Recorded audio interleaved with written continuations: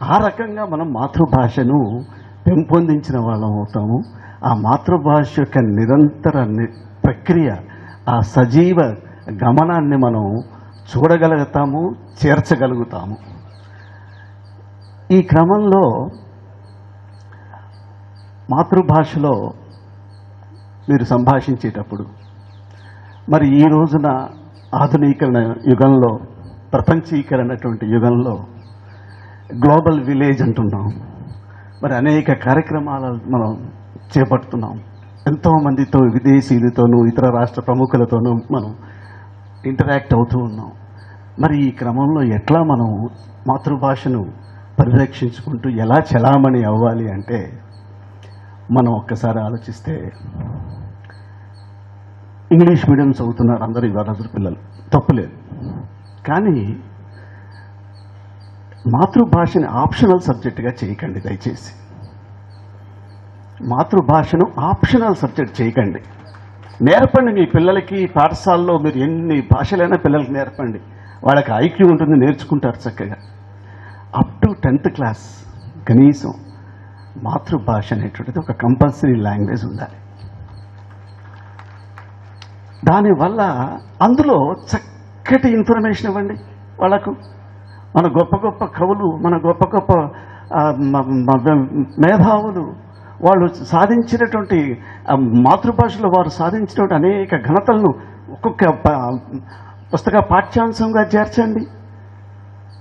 దానివల్ల ఏమవుతుంది, వాళ్ళకు మాతృభాష మీద ప్రేమ, చదవాలనే ఒక జిజ్ఞాస, అందులో బోల్డు పదాలు, ఇవన్నీ కూడా వారికి ఒక స్వాధీనం అవుతాయి. ఎప్పుడైతే వాళ్ళు మాతృభాషలో పట్టు సాధించారో ఇతర భాషల్లో ఈజీగా సాధిస్తారు.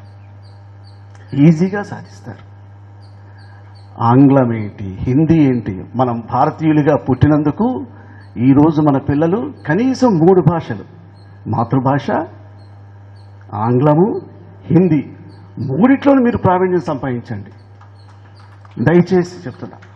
మనం ఒక మాతృభాషనే మనం నేర్చుకుంటే మనం ఇతర భాషలకు ద్వేషం కాదు, మనం దూరం కమ్మని కాదు.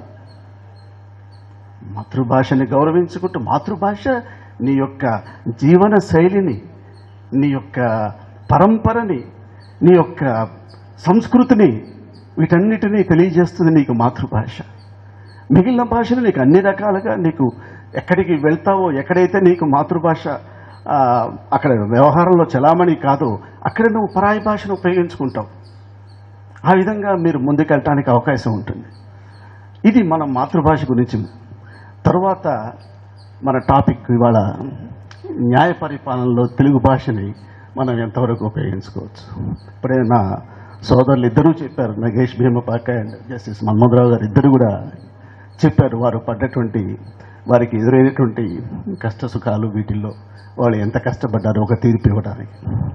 కరెక్ట్. ఈరోజు ఉన్నటువంటి సాంకేతికని, సాఫ్ట్వేర్ డెవలప్మెంట్, ఆర్టిఫిషియల్ ఇంటెలిజెన్స్, వీటి ద్వారా కూడా ఇప్పుడు అన్ని తీర్పులను కూడాను మనం తెలుగు భాషలో అందించాలనేటువంటి ప్రయత్నం మా హైకోర్టు పరంగా అందరం ఆలోచిస్తున్నాము. దానికి ఎలా చేయాలని చూస్తున్నాం. మెయిన్గా చాలా వాటికి ఇప్పుడు ఇంగ్లీష్లో ఒక వర్డ్ అందరికీ ఒకే రకంగా అర్థమవుతుంది. ఒక వర్డ్ తీసుకుంటే, ఒక టెక్నికల్ వర్డ్ కానీ ఒక ఇంగ్లీష్లో ఒక పదం తీసుకుంటే అందరికీ ఒకే రకమైన మీనింగ్ వచ్చేటట్టుగా మనం కన్వే చేయొచ్చు. మరి తెలుగులో చేయాలంటే అది ఒక్కొక్కరు ఒక్కొక్క రకంగా అర్థం చేసుకుంటే చాలా ఇబ్బందులు వస్తాయి. దానికోసం దాన్ని స్థిరీకరించాలి. ఆ పర్యాయ పదాలని తెలుగులో మనం కొన్ని స్థిరీకరించాలి, స్థిరత్వం చేయాలి. ఈ పదానికి ఇది వాడాలి, ఈ పదానికి ఇది వాడాలి, ఈ తర్జుమా. దీనికి కొంత చాలా కృషి అవసరం. ఇప్పుడున్నటువంటి ఈ సాఫ్ట్వేర్ టెక్నాలజీలో అన్ని క్లారిటీ రావటం లేదు. దీనికోసం మీరు పూర్వం మనం ఇప్పుడు చరిత్ర తిరగవేస్తే పూర్వం బ్రిటిష్ వారు కూడా తెలుగులో తీర్పులు చెప్పారు. వాటికి కారణం, దానికి ఒక కారణం ఉన్నది. పూర్వం కింద కోర్టుల, జిల్లా కోర్ట్స్లో ట్రాన్స్లేటర్ పోస్టులు ఉండేవి. అవి తర్వాత మన స్వాతంత్రం వచ్చిన తర్వాత మన భారతీయులు, మన వాళ్ళు న్యాయమూర్తులు అవటం అయిన తర్వాత స్లోగా ఆ ట్రాన్స్లేటర్ పోస్ట్ అవసరం లేక తీసేశారు. ఇప్పుడు మళ్ళీ మాతృభాషలో మనం అఫీషియల్గా మనం తీర్పులు చెప్పాలంటే మళ్ళీ ట్రాన్స్లేటర్ పోస్టులు అవసరమయ్యేటువంటి పరిస్థితి కోర్టులలో, ప్రత్యేకంగా కింద కోర్టులలో కావాల్సిన పరిస్థితి ఉన్నది. మరి దానికి సంబంధించినటువంటి ఆ తెలుగులో పట్టు, దాన్ని ఇంగ్లీష్లో ట్రాన్స్లేట్ చేయగల పట్టుత్వం కలిగినటువంటి వ్యక్తులను కూడా మనం ఎంచుకోవాల్సి వస్తుంది. ఇది ఒక ప్రధానమైనటువంటి ఈ సమస్యకు పరిష్కారం ఒకటిగా నాకు బోధపడుతూ ఉంది. అలాగే కింద కోర్టులలో మరి కక్షిదారులు వాళ్ళ ఒక ఇంగ్లీషు రాని వాళ్లకు తెలుగులో మాట్లాడే వరకు, తెలుగులో సాక్ష్యం చెప్పేవారికి తెలుగులోనే వాళ్ళు సాక్ష్యం తీసుకుంటారు, దాన్ని మళ్ళీ ఇంగ్లీష్లో తర్జుమా చేసి రికార్డ్ చేస్తూ ఉంటారు. ఇప్పుడున్నటువంటి ఆధునిక సాంకేతికమైన సాఫ్ట్వేర్ టెక్నాలజీ డెవలప్మెంట్ ఉపయోగించుకొని మనం యాజ్ ఇట్ ఈస్గా కూడా మేము అవి రికార్డ్ చేసేసి తర్వాత వాటిని ట్రాన్స్లేషన్ చేసుకోవటం. బికాస్ ఈవెన్ వాళ్ళు తెలుగులో సాక్ష్యం చెప్పినా, వాళ్ళు తెలుగులో వాదనలు వినిపించిన యాజ్ ఇట్ ఈస్గా మళ్ళీ జడ్జి గారికి అవైలబుల్గా ఉండేటట్టుగా రికార్డెడ్గా ఆడియో విజువల్స్తో సహా పొందుపరచడం జరుగుతోంది. ఇప్పుడు డిజిటైజేషన్ ఇవన్నీ కూడా చేస్తున్నాము.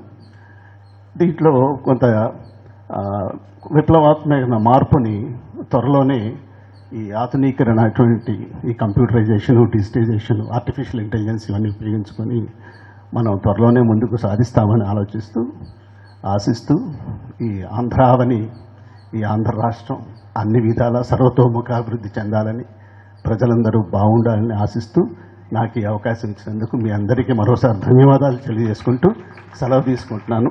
జై హింద్.